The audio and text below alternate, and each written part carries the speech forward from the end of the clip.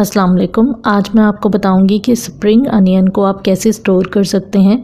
हरी प्याज बहुत जल्दी ख़राब हो जाती है और बहुत थोड़े अरसे के लिए आपको मार्केट में नज़र आएगी। इसके बाद इसका सीज़न ख़त्म हो जाता है। अब ये प्याज बहुत फ्रेश और खूबसूरत मिल रही है, तो इसे आप 1 महीने के लिए स्टोर कर सकते हैं। इसे ज़्यादा टाइम के लिए भी स्टोर किया जा सकता है। ये प्याज ज़्यादातर चाइनीज़ डिशेज़, पकोड़े, सैलेड और रोल वगैरह बनाने के लिए इस्तेमाल होता है। ये एक बंच मंगवाया था मैंने। अब सबसे पहले मैं इनका वाइट पार्ट और ग्रीन पार्ट अलग कर लूंगी और इसे अच्छे से वॉश कर लूंगी। अच्छा, इसमें जो पीले पत्ते और गले हुए पत्ते हैं वो आप निकाल दें। हमेशा जब भी कोई सब्जी फ्रीज करें तो वो बिल्कुल फ्रेश होनी चाहिए, क्योंकि अगर एक भी चीज गली हुई स्टोर हो गई तो उसका टेस्ट चेंज हो जाएगा और वो बाकी सारी सब्जी खराब कर देता है। इसलिए हरे हरे पत्ते मैं स्टोर कर लूंगी और बाकी एक्स्ट्रा वेस्ट कर दें। जो भी इनके पतले हिस्से थे वो मैंने काट के अलग कर दिए हैं। कोई भी सब्जी आप ले रहे हैं स्टोर करने के लिए तो उसे पहले वॉश करें फिर कट करें, खास करके पत्तों वाली सब्जियों को, क्योंकि अगर आप काटने के बाद इनको वॉश करेंगे तो वो ड्राई होने में टाइम लेंगे। वॉश करने के बाद अब मैं इनकी कटिंग कर लूंगी। पहले व्हाइट पोर्शन की कटिंग करूंगी, फिर